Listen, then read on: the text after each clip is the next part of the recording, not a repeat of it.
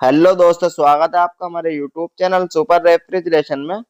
आज की इस वीडियो में हम बात करेंगे माइक्रोवेव ओवन के बारे में। ये हमारे पास एलजी का ओवन आया हुआ है। इसमें दोस्तों क्या प्रॉब्लम है, इसमें कस्टमर का कहना है कि ये कभी गर्म कर देता है, कभी गर्म नहीं करता, यानी कभी चलता है कभी नहीं चलता। ये इसमें अपनी मर्जी से चलता है और कभी बिल्कुल नहीं चलता। कभी पूरा खाना गर्म कर देता है या कुछ बनाना हो सब कुछ बना देता है, कभी पूरी कोशिश करने के बाद भी ये नहीं चलता।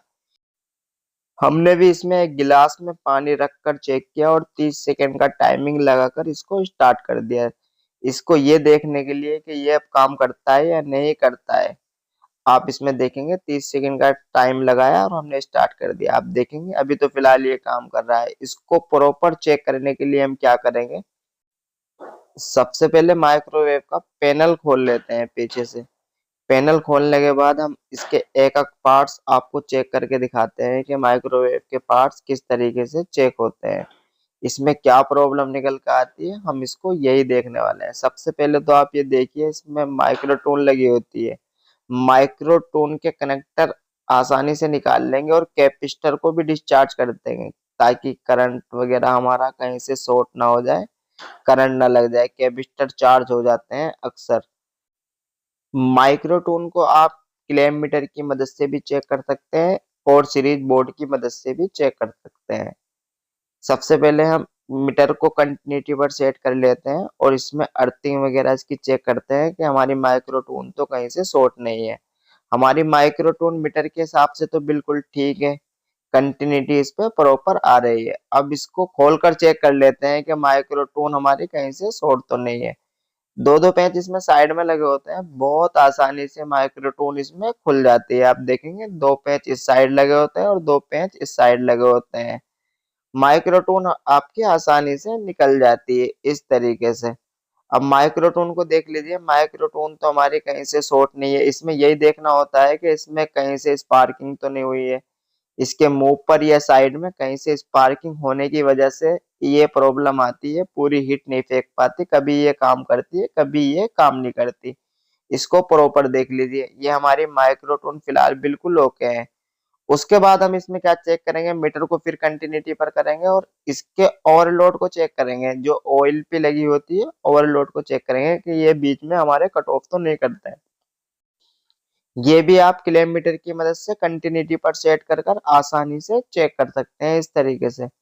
उसके बाद आप इसमें जो कैपेसिटर डायोड वगैरह लगा होता है, डायोड को आप चेक करेंगे। इसमें कंटिन्यूटी अगर हमारी आती है तो डायोड हमारा खराब है, यानी इसमें कंटिन्यूटी वगैरह कुछ नहीं है। डायोड भी हमारा ओके है और कैपेसिटर भी इसमें हमारा, इसमें इसी तरीके से चेक करेंगे। अर्थिंग वगैरह आप इसी तरीके से चेक करेंगे। सही तरीका दोस्तों यही है कि कैपेसिटर को बाहर निकालिए, उसको सही तरीके से उसकी वैल्यू, अर्थिंग, शॉर्टेज, सारी चीजें उसमें इस किलोमीटर की मदद से चेक कर लीजिए कि हमारी वैल्यू प्रॉपर है या नहीं है, हमारा कैपेसिटर शॉर्ट तो नहीं है। आप देखेंगे इसमें जो वैल्यू लिखी हुई है, आप सबसे पहले तो इसकी अर्थिंग देख लीजिए। इसमें हमारी अर्थिंग वगैरह आप इसी तरीके से चेक कर सकते हैं जिस तरीके से आप इसमें देख रहे हैं। कंटिन्यूटी पर कर कर इस तरीके से आप अर्थिंग चेक कर सकते हैं। कैपेसिटर शॉर्ट होने की वजह से ये प्रॉब्लम आ जाती है। अगर कैपेसिटर वीक हो जाते हैं या शॉर्ट हो जाते हैं तब भी ये प्रॉब्लम इसमें आ जाती है। कभी काम करते हैं कभी काम नहीं करते। मीटर को यहीं पर रखकर इसको हम सेलेक्ट करेंगे एनएफ। जिस तरह से हम और कैपेसिटर की वैल्यू चेक करते हैं, इसी तरीके से हम इस कैपेसिटर की वैल्यू भी चेक कर सकते हैं। जैसे आपने देखा था 86 इसमें वैल्यू लिखी हुई थी, इस तरीके से आप मीटर में भी देख रहे हैं 86 85, यानी ऊपर नीचे होती रहती है, पर प्रॉपर वैल्यू जो इसमें आ रही है 86 87 पूरी वैल्यू इसमें शो कर रहा है, यानी हमारा कैपेसिटर भी ओके है। इस तरीके से आप कैपेसिटर को भी चेक कर सकते हैं। ये कैपेसिटर आप इसी किलोमीटर से या स्मार्ट किलोमीटर से चेक कर सकते हैं इस तरीके से।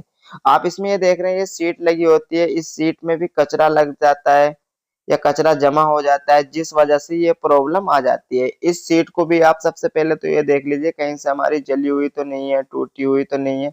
अगर ये टूट जाती है तो तब भी ये प्रॉब्लम आ जाती है, या जल जाती है, कहीं से कार्बन आ जाता है तब भी ये प्रॉब्लम आ जाती है।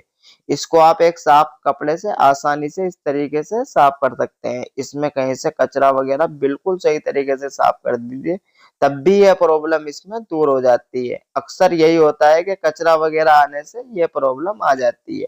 सीट भी हमारी प्रॉपर होके, हमारा कैपेसिटर, डायोड, ये माइक्रोटोन वगैरह बिल्कुल प्रॉपर ठीक है। इसमें जो प्रॉब्लम निकल के आई है, इसमें सीट के पास जो कचरा जमा हो जाता है, उसकी वजह से भी ये प्रॉब्लम आ जाती है।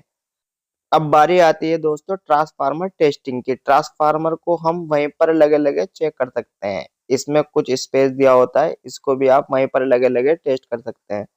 सबसे पहले तो दोस्तों आप ये जान लीजिए, ट्रांसफार्मर में दो वायरिंग दी होती है, प्राइमरी और सेकेंडरी। प्राइमरी वायरिंग वो होती है जिसमें हमारी इनपुट सप्लाई लगती है, जो हमारी पीसीबी से 220 वोल्ट निकल के आते हैं, वो हमारी प्राइमरी वायरिंग में लगती है। सेकेंडरी वायरिंग हमारी वो होती है जो कैपेसिटर के साथ मिलकर हमारी मैग्नेट्रोन को आउटपुट मिलती है। किलोमीटर को कंटिन्यूटी पर सेट कर लेते हैं और इसकी प्रोब्स को, दो लीड को हम इनपुट वाले पॉइंट पर लगाकर चेक करते हैं। आप देखेंगे जो इनपुट वाले पॉइंट है वहाँ पर लगाकर चेक करते हैं कि हमारी कोई वैल्यू उसमें आ रही है या नहीं आ रही है। अगर कुछ वैल्यू उसमें आ रही है तो हमारा ट्रांसफार्मर शॉर्ट नहीं है। दूसरा टेस्ट दोस्तों हम करेंगे इसकी सेकेंडरी वायर के ऊपर। सेकेंडरी में आप देखेंगे जो माइक्रोटोन में हमारी दो वायर लगती है, इसको सेकेंडरी वायर बोलते हैं।